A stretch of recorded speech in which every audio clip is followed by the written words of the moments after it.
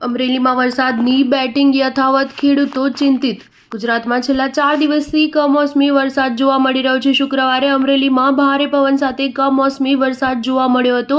અમરેલીના ઘારીના ગ્રામ્ય વિસ્તારોમાં કમોસમી વરસાદના કારણે ખેડૂતો ચિંતામાં મુકાયા છે। અમરેલીના ઘારીના ગ્રામ્ય વિસ્તારમાં શુક્રવારે હળવાથી ભારે પ્રમાણમાં કમોસમી વરસાદ જોવા મળ્યો હતો। ભર ઉનાળે વરસાદના કારણે ખેડૂતોનો પાક ધોવાઈ રહ્યો છે। સતત વરસાદી માહોલના કારણે ખેડૂતોને ઉનાળુ પાકમાં નુકસાનીની ભીતિ સેવાઈ રહી છે। 4 દિવસથી વરસી રહેલા વરસાદે ખેડૂતોના મોઢે આવેલું કોળિયો છીનવી લીધું। ભારે વરસાદના કારણે અમરેલીના રસ્તા પર પાણી ભરાઈ ગયા હતા। ઠેર ઠેર પાણી ભરાઈ જવાના કારણે વાહન વ્યવહાર ખોરવાઈ ગયો હતો।